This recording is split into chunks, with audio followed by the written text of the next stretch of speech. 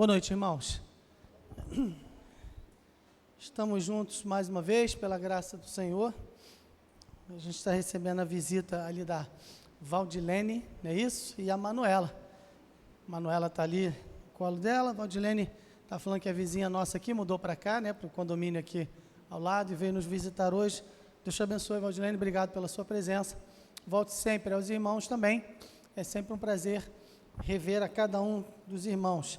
Chegamos ao Salmo de número 59, né? A gente está caminhando no livro de Salmos, desde o Salmo 1, e chegamos ao Salmo 59.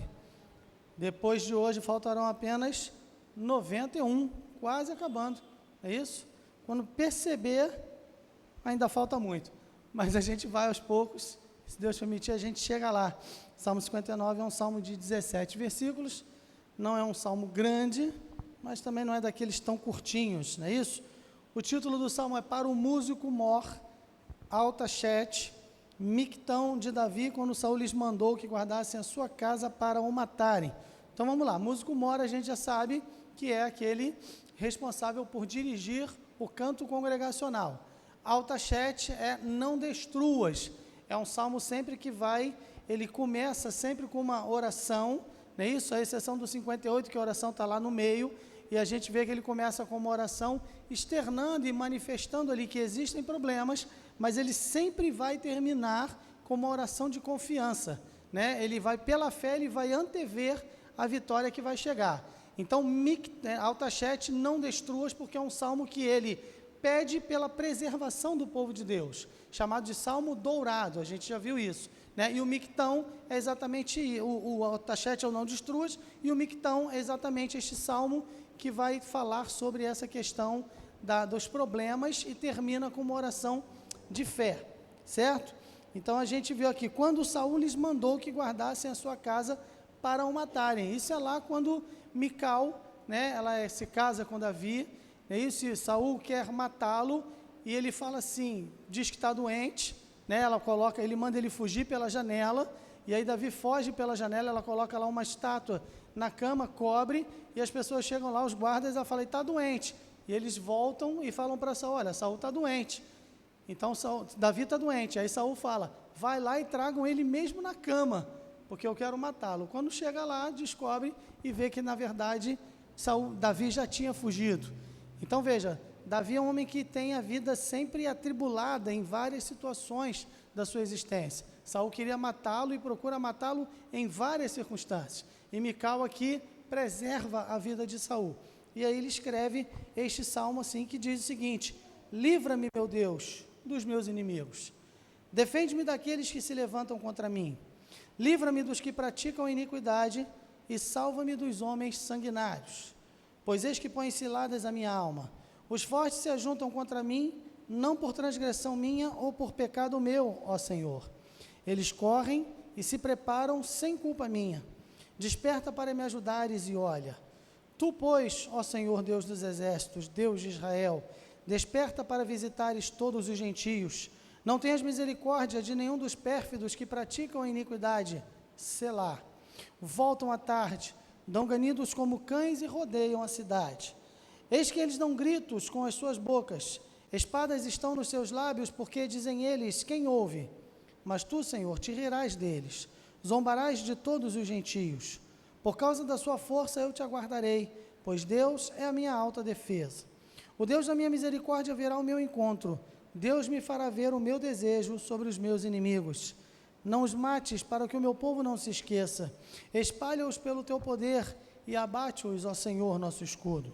Pelo pecado da sua boca e pelas palavras dos seus lábios, fiquem presos na sua soberba e pelas maldições e pelas mentiras que falam. Consome-os na tua indignação, consome-os para que não existam e para que saibam que Deus reina em Jacó até os fins da terra. Selá. E tornem a vir a tarde, e deem ganidos como cães, e cerquem a cidade. Vagueiem para cima e para baixo por mantimento, e passem a noite sem se saciarem. Eu, porém, cantarei a tua força, pela manhã louvarei com alegria a tua misericórdia, porquanto tu foste o meu alto refúgio e proteção no dia da minha angústia. A ti, ó fortaleza minha, cantarei salmos, porque Deus é a minha defesa e o Deus da minha misericórdia. Muito bem, então é esse salmo, né, como eu falei, um salmo altachete, que a gente viu aqui, altachete significa não destruas. Alguns vão dizer que pode ser o nome da melodia, porque a gente já viu que as melodias, né, as músicas, elas têm nome, mas mais provavelmente é um salmo sempre de clamor para que Deus preserve o seu povo. Não destrua, Senhor, a vida do teu povo junto com os ímpios. Davi está sendo perseguido por Saul, Saul manda buscá-lo em casa para matá-lo, ele foge, e então ele compõe ou escreve este salmo. Mictão, é aquele salmo dourado, é um salmo de confiança grande, profunda, em meio à tribulação, e uma confiança que antevê a vitória. Ainda que a vitória ainda não tenha chegado, né, é um salmo que expressa fé, porque o autor aos Hebreus diz o quê? A fé, firme fundamento das coisas que se esperam, e a prova das coisas que se não veem.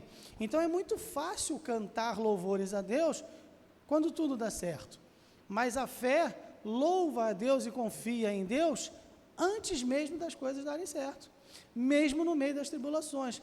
Claro que isso não é fácil. A nossa tendência sempre é, né, que fiquemos ansiosos, que fiquemos preocupados ou desanimados, né, com medo de alguma coisa. Isso é natural a nós.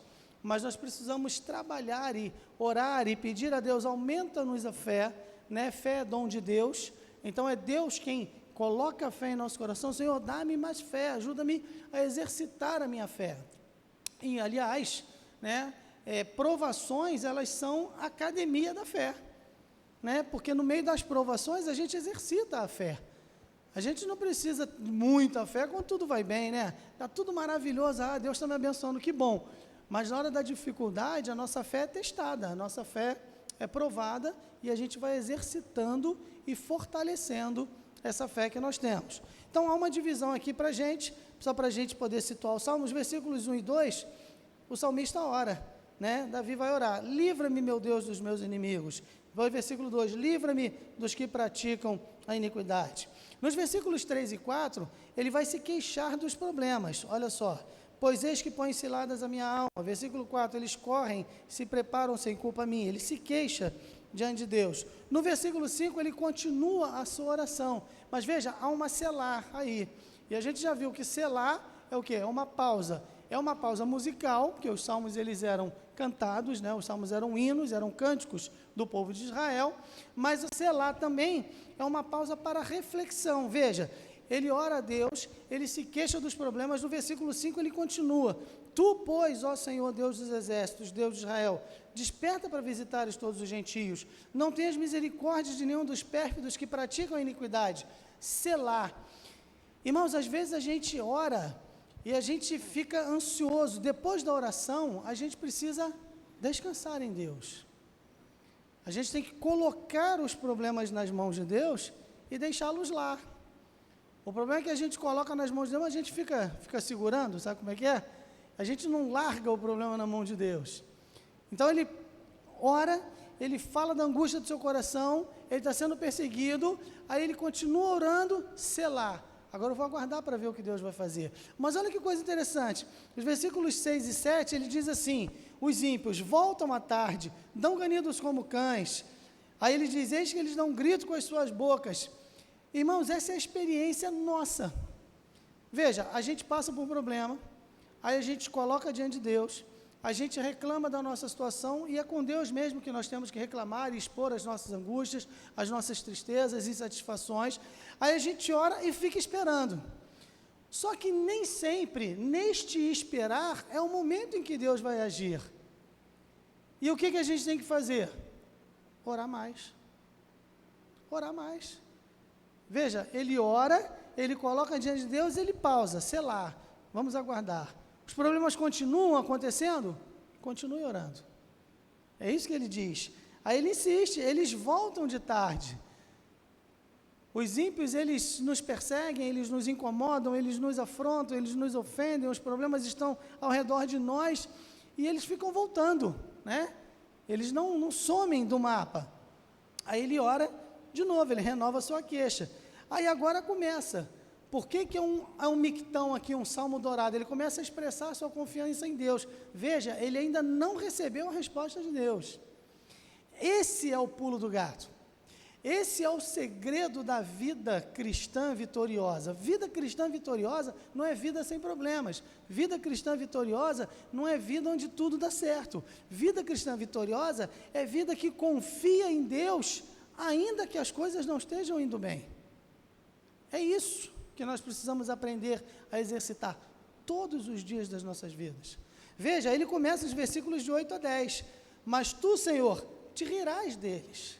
Veja, no futuro, eu sei que o Senhor vai fazer. Por causa da sua força, eu te aguardarei. O Deus da minha misericórdia virá ao meu encontro.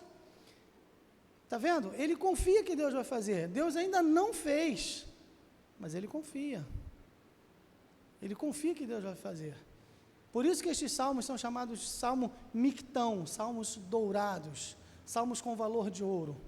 Porque a confiança em Deus, ainda que a resposta não tenha chegado. Isso é que faz a diferença. Versículos de 11 a 13, ele mais uma vez, ele continua orando. Não os mate para que meu povo não se esqueça, pelo pecado da sua boca, pelas palavras dos seus lábios, fiquem presos na sua soberba. E aí tem Selá novamente. Agora olha os versículos 14 e 15. Aí ele não fala assim, eles tornam, ele disse lá no versículo 6, eles voltam à tarde, não é? No versículo 14 ele diz, e tornem a vir à tarde, vagueiem para cima e para baixo por mantimento, e passem a noite sem se saciarem. Primeiro ele fala assim para Deus, Senhor, os meus inimigos, eles estão sempre voltando. Depois que ele aprende a expressar a sua confiança em Deus, ele fala, Senhor, que eles continuem voltando, porque eles não vão se saciar, porque Tu és o meu Deus. Percebeu a diferença? Fantástico isso. A riqueza está nos detalhes. Volta lá, por favor, no versículo 7. Versículo 6, perdão. Voltam à tarde, dão ganidos como cães e rodeiam a cidade. Agora vai lá no versículo 8. Tu, Senhor, te rirás deles. Vai no 9. Por causa da sua força eu te aguardarei, porque Deus é a minha defesa. Vai no 10. O Deus da minha misericórdia virá ao meu encontro. Aí no 13, vai no 13, por favor. Consome-os na tua indignação, consome-os para que não existam, e para que saibam que Deus reina em Jacó até os fins da terra. Selá, parou novamente, refletiu, agora vai no 14. E tornem a vir à tarde, que eles voltem. O Senhor é o meu refúgio. Primeiro ele disse, Senhor, eles voltam toda hora. Depois que ele entende e ele aprende a confiar em Deus, ele fala, Senhor, que eles voltem toda hora. Percebeu a mudança de tom? Antes eles voltam, agora que eles voltem. Aí versículo 15, vagueiem para cima e para baixo por mantimento, passem a noite sem se saciarem. No versículo 14 e 15, ele ora mais uma vez, né, como a gente viu. No 16 e 17, ele se põe a cantar. Então, irmãos, só a divisão do salmo, a gente já podia ir para casa agora ficar pensando nisso. Ele coloca os seus problemas diante de Deus, ele ora, ele insiste em oração com Deus, ele continua orando, ele para. Os problemas continuam existindo. Ele continua orando, mas ele declara a sua confiança em Deus. Esta confiança gera nele o quê? Uma ousadia santa. Senhor, que eles voltem. Então depois ele se põe a cantar, porque ele já está louvando a Deus por aquilo que Deus vai fazer. Sabe, irmãos, nós estamos, né, em mês de aniversário. Domingo agora a gente vai agradecer, né, e no outro também. Pastor Joel vem domingo agora, no domingo à noite vem o pastor Newton. Vamos agradecer a Deus pelo que Ele fez ao longo desses 71 anos da igreja. Mas nós precisamos exercitar a nossa gratidão a Deus por aquilo que Ele fará. Vamos começar, trabalho de casa, né? Na época da escola, para casa. Tinha as pessoas voltava lá, para casa, detestava aquilo. Porque eu tenho que chegar em casa e tenho que fazer, né? Para a aula a gente fazia ele mesmo, para casa. Aí tinha que levar e fazer para trazer no outro dia. Então, vou dar um para casa para os irmãos. Comecem a exercitar a gratidão a Deus por aquilo que Ele fará. O problema que você está enfrentando, seja ele qual for, seja de que tamanho for, há quanto tempo ele dura, algo que você vem colocando diante de Deus em oração já talvez há algum tempo, e a resposta ainda não chegou, comece a agradecer. Comece a agradecer por aquilo que Ele fará. Ele vai fazer amanhã, vai fazer daqui a meia hora, vai fazer daqui a 20 anos, ou vai fazer na eternidade, não importa, na eternidade tudo se resolverá. Mas comece a agradecer a Deus. É isso que o salmista me ensina. Ok? Muito bem. Então a gente agora vai ver algumas lições aqui nesses versículos que a gente tem. Versículos 1 e 2. Ele diz assim: livra-me, meu Deus, dos meus inimigos, defende-me daqueles que se levantam contra mim, livra-me dos que praticam iniquidade e salva-me dos homens sanguinários. Eu já até falei isso para os irmãos uma vez. Inimigos, livra-me, ó Deus. Em primeiro lugar, livra-me de ser tentado pelas suas promessas. Há muitos inimigos da nossa alma que fazem promessas falsas. Satanás é o rei das promessas falsas. Ele fez isso lá no Éden.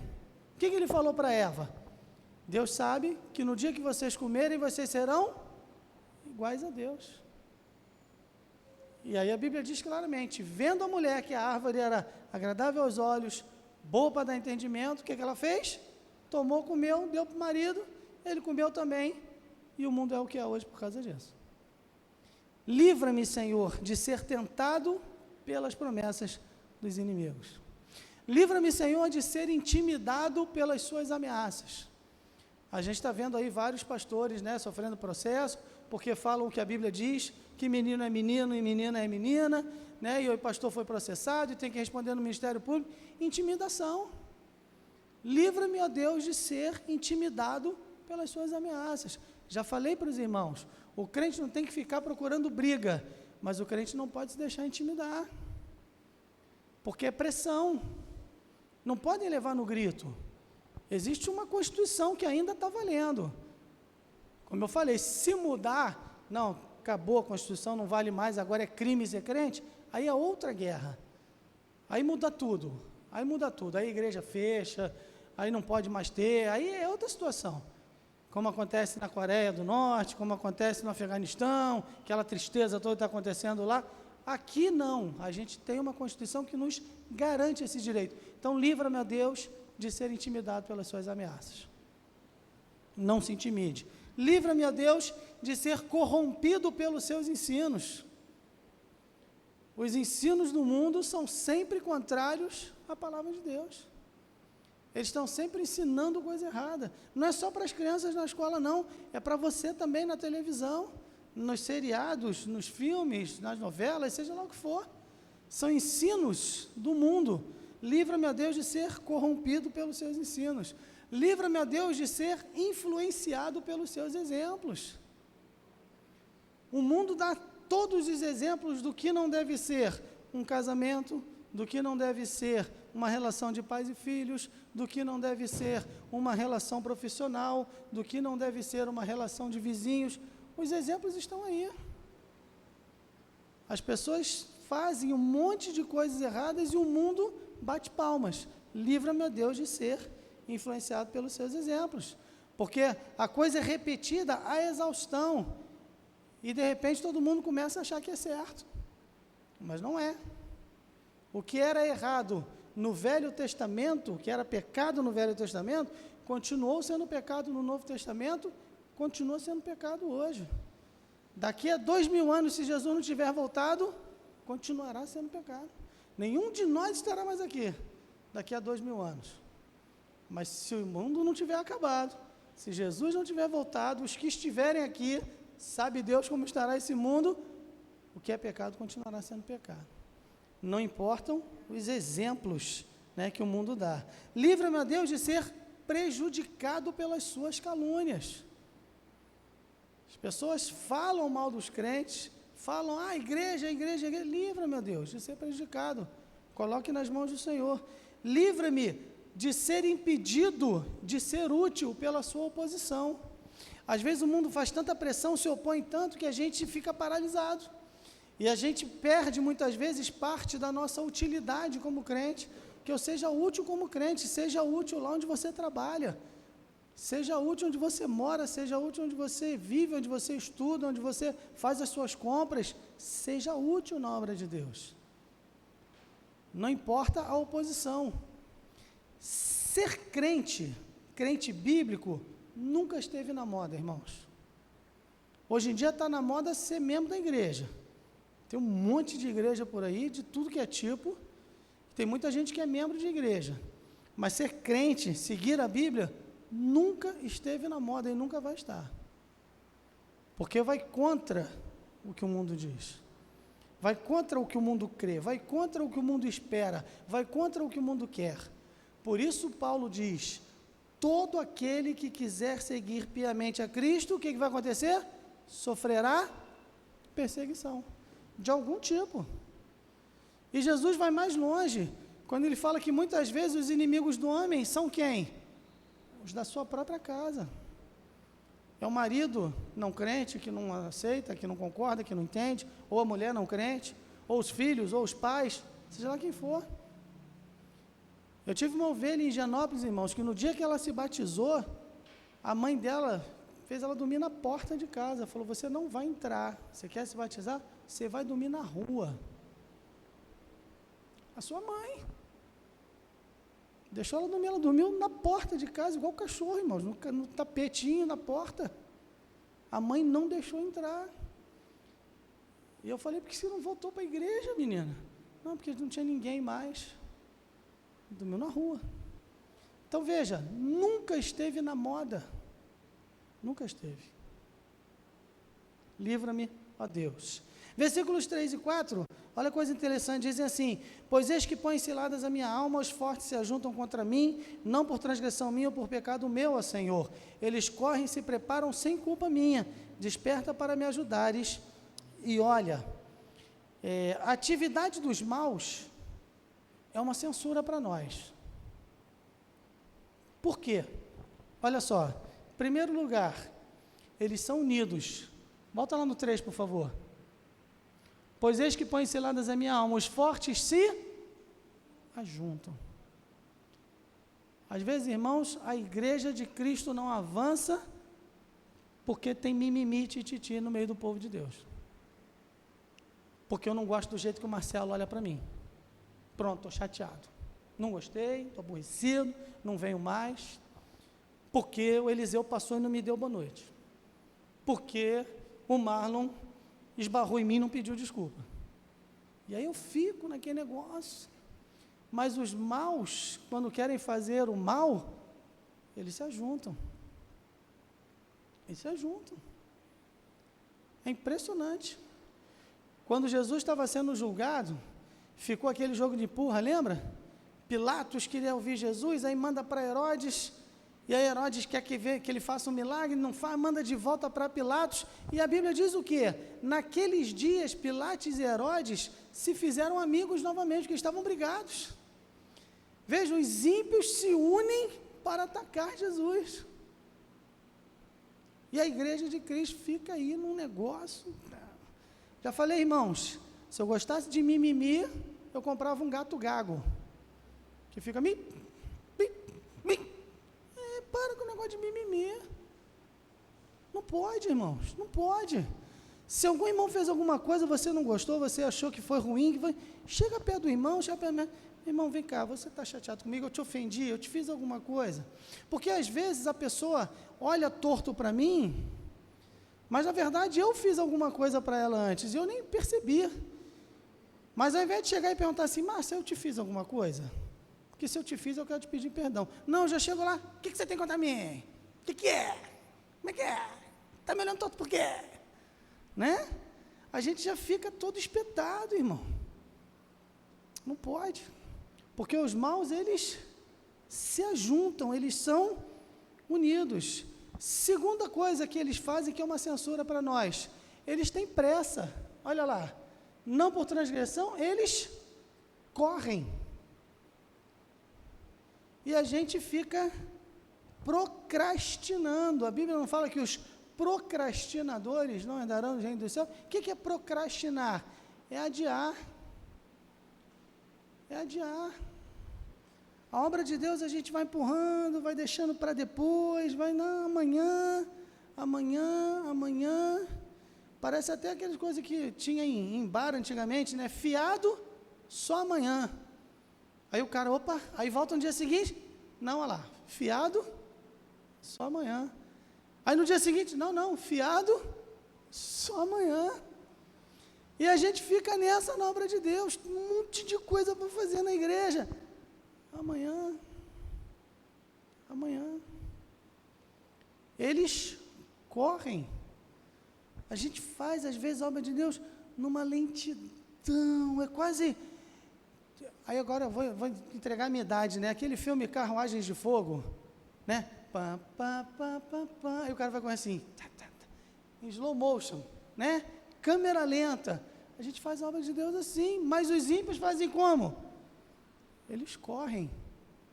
E a gente precisa... Desculpa, Gabriel, tirei o microfone daqui. Aqui. Os ímpios correm para fazer a obra de Deus, né? Terceiro lugar, está aqui, eles são dedicados. Eles correm, eles se preparam. Eles se preparam para fazer a obra do mal. E às vezes a gente faz a obra do Senhor assim, ó, de qualquer maneira. De qualquer maneira. Vou dar uma lição para as crianças, não vou preparar não, que isso aí eu já sei. Vou fazer um solo, não vou ensaiar não, porque eu já sei. O pastor vai pregar, esse texto eu já conheço. E a gente faz de qualquer maneira. E o preparo, e o empenho, e a dedicação. Então, muitas vezes, a maneira dos ímpios se comportarem é uma censura para nós. Porque nós precisamos ser unidos, porque a gente gosta de cantar, né? Somos corpo, e assim bem ajustados, totalmente ligados, unidos, vivendo em amor. Depois diz o quê? Uma família. Isso me dá um frio na barriga. Uma família sem qualquer falsidade. Aí eu estou olhando assim para o Cineres, estou rindo, né? Para o Cineres, eu pensando, Cineres, uma família sem qualquer falsidade. Precisamos repensar a nossa postura. Não somos perfeitos. Não somos perfeitos. Nunca seremos do lado de cada eternidade. Mas isso não nos dá o direito de não tentar. Nós temos que nos esforçar. Paulo fala, irmãos, quanto a mim, não julgo que haja alcançado. Mas uma coisa faço, que é, esquecendo-me das coisas que para trás ficam, não é isso? Dos pecados que eu cometi, das falhas, dos desentendimentos, dos ressentimentos, de tudo. Esquecendo-me das coisas que para trás ficam e avançando para as que estão diante de mim, prossigo para o alvo, pelo prêmio da soberana vocação em Cristo Jesus. É prosseguir. Porque muitas vezes os ímpios, sem saber, estão nos censurando. Depois, no versículo 5, ele diz assim, tu, pois, ó Senhor, Deus dos exércitos, Deus de Israel, desperta para visitares todos os gentios, não tenhas misericórdia de nenhum dos pérfidos que praticam iniquidade, selá. Essa expressão, Senhor dos exércitos, é uma expressão interessante. É Yahvé Sabaô, ou Shabaô. Senhor dos exércitos pode significar três coisas. Pode significar, num primeiro momento, significa que ele é o Senhor dos exércitos de Israel, que é o Deus que conduziu o povo de Israel no meio do deserto, que levou o povo a vitórias em batalhas, né, vitórias que eram humanamente impossíveis, né, então é o Deus dos exércitos de Israel. Ele pode ser o Senhor dos exércitos, é quando fala que Deus controla o universo, os exércitos dos céus, o sol, a lua, as estrelas, o planeta, né, as órbitas de tudo que existe no universo, Deus controla, ele é o Senhor dos exércitos nesse sentido. E ele é o Senhor dos exércitos angelicais. Todas as hostes angelicais, elas estão prontas a um simples desejo do Senhor, correm para realizar. Então veja, quando eu penso que ele é o Deus dos exércitos de Israel, isso me faz lembrar que Deus é um Deus fiel, que preservou o povo que ele criou, que a gente fala que Deus escolheu um povo, na verdade Deus não escolheu um povo, Deus escolheu um homem, o povo não existia. Deste homem ele fez o povo, e ele fez uma aliança com este povo, disse que preservaria, e guardou esse povo ao longo de toda a história. Então, quando eu penso que ele é o Deus dos exércitos de Israel, isso me lembra da fidelidade de Deus. Quando eu penso que ele é o Deus dos exércitos, dos céus, de sol, lua, estrelas, planetas, eu lembro do poder de Deus, que sustenta, que criou e que sustenta esse universo. Que esse universo ainda não implodiu, né? não entrou em combustão espontânea, não acabou, não se desintegrou, porque Deus controla. Porque pode vir o furacão, pode vir o terremoto, pode vir a erupção vulcânica, pode vir o que for, mas Deus coloca um limite em todas as coisas. Pode vir a pandemia, que a gente está lutando contra ela aí há quase 2 anos, né? Mas Deus está no controle. E quando eu penso que ele é o Deus dos exércitos angelicais, aí eu me lembro da soberania de Deus. Anjos magníficos em poder, belos em majestade, brilhantes, poderosos, eles se curvam diante de Deus, porque Deus é soberano. E quando eu penso na soberania de Deus, isso me traz tranquilidade, porque nada nem ninguém é maior do que meu Deus.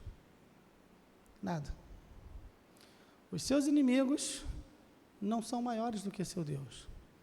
Os seus problemas não são maiores do que o seu Deus. Nada. Outro dia eu estava lendo um livro, e aí o autor dizia assim: minha doença é a vida, e a única cura para ela é a morte. Eu pensei, que coisa triste a pessoa chegar a essa conclusão, né? Que a vida é uma doença, a vida é uma dádiva, cheia de problemas, né, irmão? Cheia de dificuldades, dias estranhos, dias ruins, difíceis. A gasolina aumentou de novo, irmãos. Aumentou de novo. Como é que pode isso? Não para de aumentar. Então, problemas todos os dias, mas a vida não é uma doença. A vida é uma dádiva.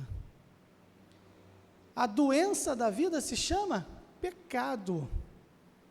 E a cura não é a morte, é Jesus. Então, os dias estranhos, os problemas não são maiores. A gente não canta, minhas provações não são maiores que o meu Deus, e não vão me impedir de caminhar. É isso. Soberania. Nada é maior do que meu Deus. Nada. Quando você se sentir oprimido, cansado, desanimado, entristecido, com vontade de desistir, de chega, não dá mais, lembre-se, nada é maior do que Deus. Porque Ele é Yahvé Sabaô, o Deus dos exércitos. Depois de versículos 6 e 7, de 6 a 10, eles vão dizer assim: voltam à tarde, dão ganidos como cães e rodeiam a cidade, eis que eles dão gritos com as suas bocas, espadas estão nos seus lábios, porque, dizem eles, quem ouve, mas tu, Senhor, te zombarás de todos os gentios, por causa da sua força eu te aguardarei. Veja, por causa da sua força eu te aguardarei. Não é da tua força, Deus, é da sua força. Por causa da força dos inimigos, que muitas vezes é maior do que a minha, eu aguardo em Deus, pois Deus é minha alta defesa. O Deus, na minha misericórdia, verá o meu encontro. Deus me fará ver o meu desejo sobre os meus inimigos. O poder e a maldade dos inimigos e a grandeza da dificuldade são boas razões para a oração e a fé. O poder e a maldade dos inimigos e a grandeza das dificuldades são boas razões para a oração e a fé. O que ele falou, por causa da sua maldade, versículo 9, por causa da sua força, eu te aguardarei. Ele está falando com Deus, Senhor, os inimigos são muito fortes para mim. Por causa dessa força que eles têm, que eu não tenho, é no Senhor que eu espero. As dificuldades são boas razões para a nossa oração e fé. Versículo 11, interessante, que diz assim, ó: não os mates para que o meu povo não se esqueça.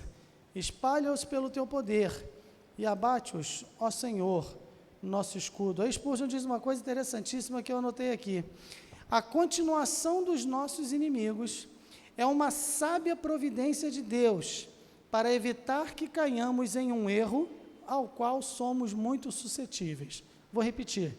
A continuação dos nossos inimigos é uma sábia providência de Deus. Para quê? Para evitar que caiamos em um mal ao qual somos muito suscetíveis. Ou seja, existe um mal que é muito fácil nós cairmos, um erro que é muito fácil nós cometermos. Qual é? Nos esquecermos de Deus. E aí ele fala assim: Senhor, não elimine todos os nossos inimigos, senão a gente esquece do Senhor. É isso. Poxa, mas pastor, tem tanto problema, tem tanta dificuldade. É para você se lembrar de Deus.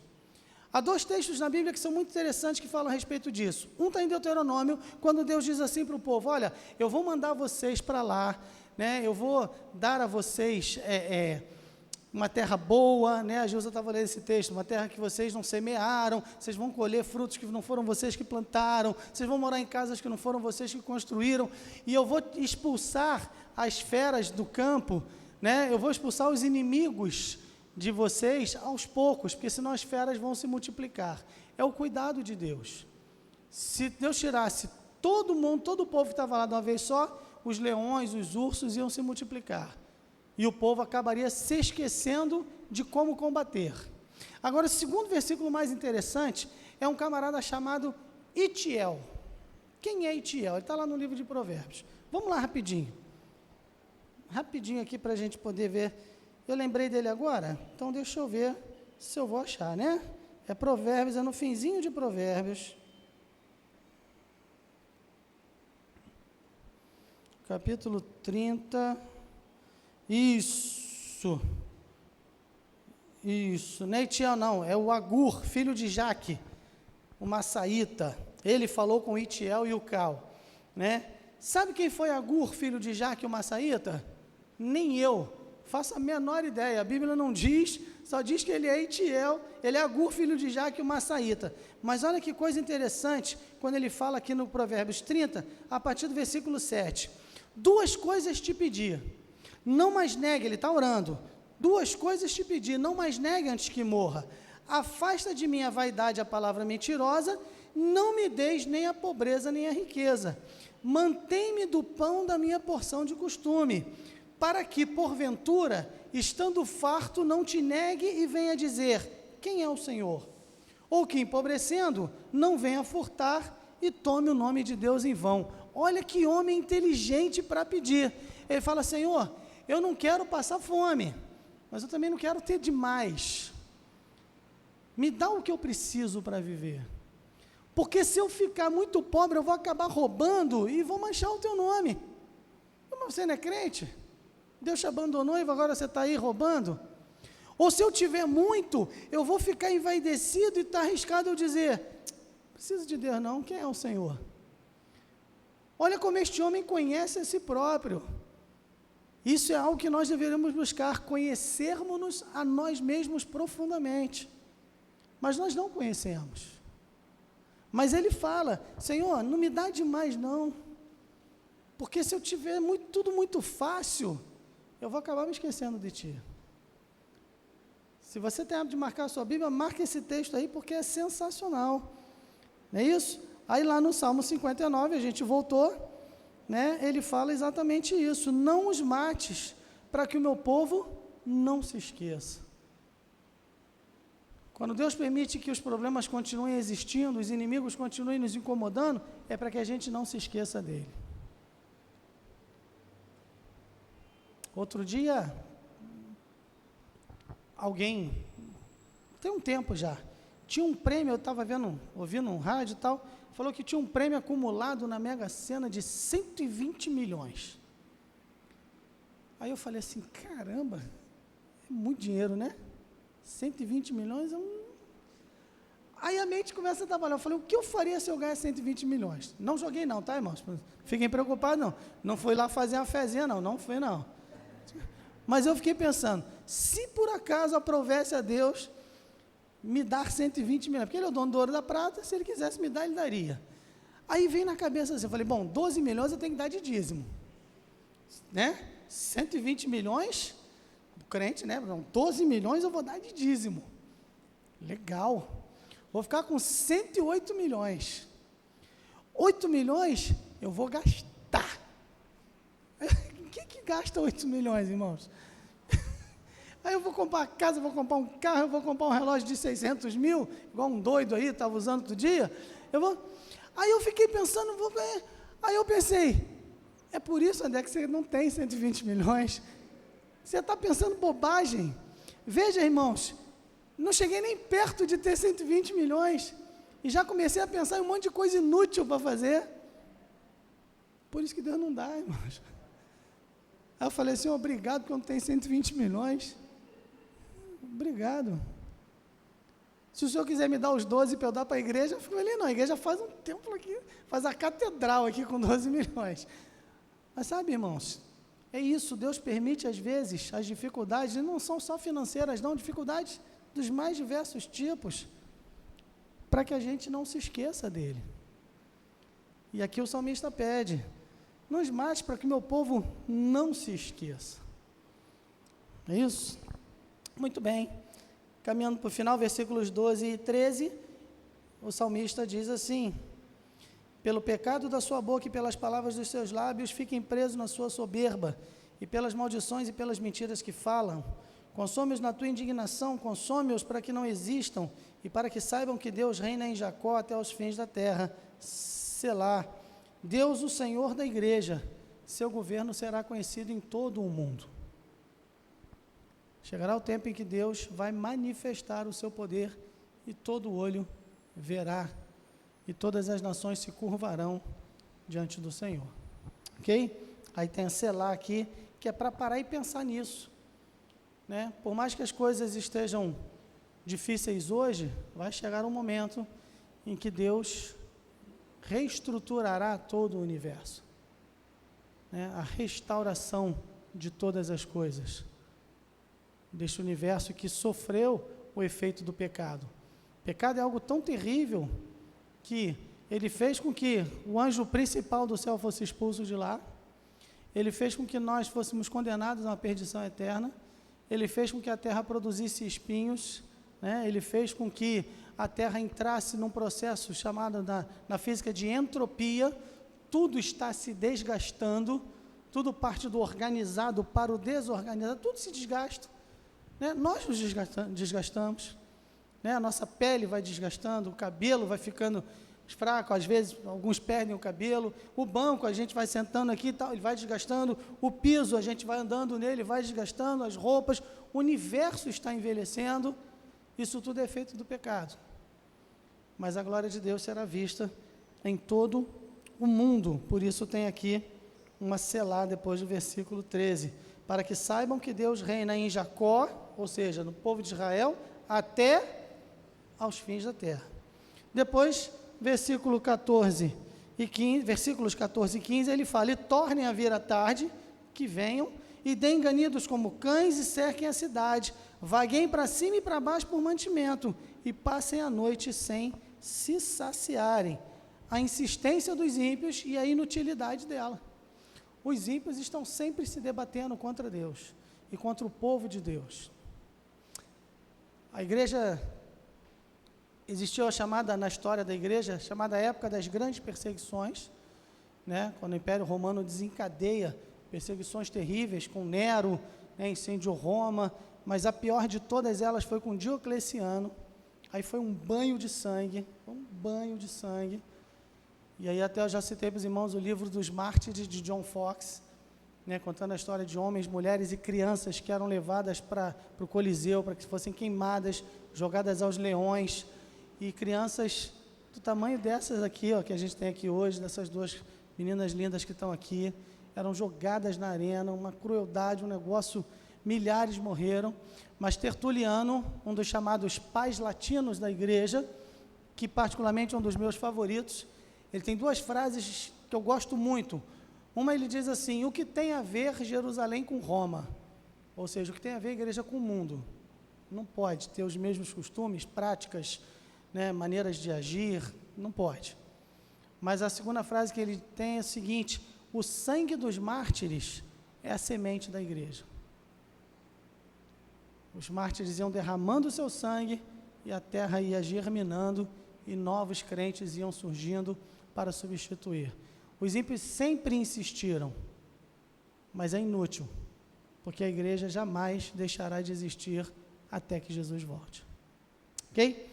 Muito bem, aí, versículo 16, só faltam 2, eu, porém, cantarei a tua força, pela manhã louvarei com alegria a tua misericórdia, porquanto tu foste meu alto refúgio e proteção no dia da minha angústia. O corista celestial, seu cantar é doce em contraste com o linguajar do mundo. Você reparou como as pessoas do mundo, elas têm um linguajar pobre? Eu não estou falando de pessoas que têm muita cultura ou não, não é isso. As pessoas do mundo, porque há tempos atrás, se passasse uma senhora, né, se passasse aqui uma criança, e as pessoas, alguém falasse um palavrão, desculpa senhora, desculpa, né? Não tinha esse negócio de pedir desculpa. Agora não tem mais não. Não tem mais não. A tataravó da minha bisavó, 825 anos passando aqui, o cara está aqui xingando, falando, e eles falam isso naturalmente. Eu estava falando isso hoje de manhã. Eu estava levando a Cleide, né, para pegar o carro lá, para ela ir trabalhar, e aí a gente passou, os caras conversando, e assim, e palavrão assim, a frase é mesclada com palavrão do começo ao fim, isso é natural. Aí eu falei para ela, isso é a pobreza da linguagem humana. Uma linguagem chula, uma linguagem rala, uma linguagem baixa, as pessoas não sabem se expressar, mas o corista celestial, o seu linguajar, o seu cantar é doce, em contraste com o linguajar do mundo. Ele canta sobre coisas que apavoram os outros, a força de Deus. Olha lá, eu cantarei a tua força. Já reparou que quando começa a ventar muito, começa a trovejar, até quem é machão fica meio, né? Isso aí, isso é só um soprinho de Deus. O salmista canta sobre a força de Deus, que faz tremer os montes, a terra abrir, fumegar, né, os mares. Irmãos, eu, graças a Deus, nunca estive numa tempestade em alto mar. Nem quero. Aliás, eu já falei, eu não sei o que leva alguém a se alistar na marinha, né? Mas que Deus abençoe os que fazem isso, porque alguém precisa, não eu, graças a Deus.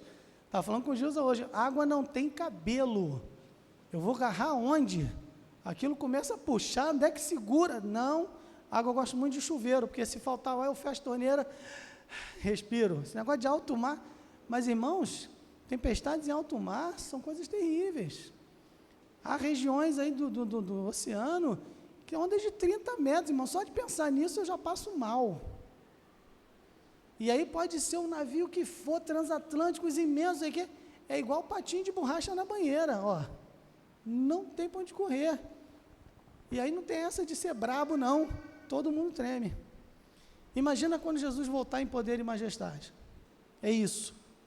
Ele canta sobre algo que apavora os homens, né? O corista celestial, ele é pronto em cantar, porque ele fala que vai cantar pela manhã. Olha lá, pela manhã, começou o dia, ele louva o Senhor. Ele não demora, ele não espera, ele vai tomar café, e vai fazer o chá, e vai comer a torrada, e vai comer a massa de ricota, como é que é? Pasta de ricota. A Cleide inventou esse negócio, ela quer? Eu falei, claro que não, pasta de ricota, né? Vai fazer um monte de coisa, e depois vai louvar o Senhor? Não, ele acorda e louva o Senhor. E ele canta sobre aquilo que lhe é doce ao coração, refúgio, misericórdia e proteção. Para acabar, o último versículo, né, o tempo já passou. A ti, ó fortaleza minha, cantarei salmos, porque Deus é minha defesa e o Deus da minha misericórdia. Aqui tem 3 coisas, uma doutrina, Deus é a força do seu povo, uma apropriação, Deus é a minha fortaleza, Ele é a fortaleza do povo, mas é pessoal, é minha fortaleza, e uma decisão, um canto, gratidão pelo passado, fé para o presente e certeza para o futuro. Eu agradeço pelo que Deus fez, confio nele hoje, e eu tenho certeza que Ele é poderoso para guardar o meu depósito até aquele dia. Que pena, né?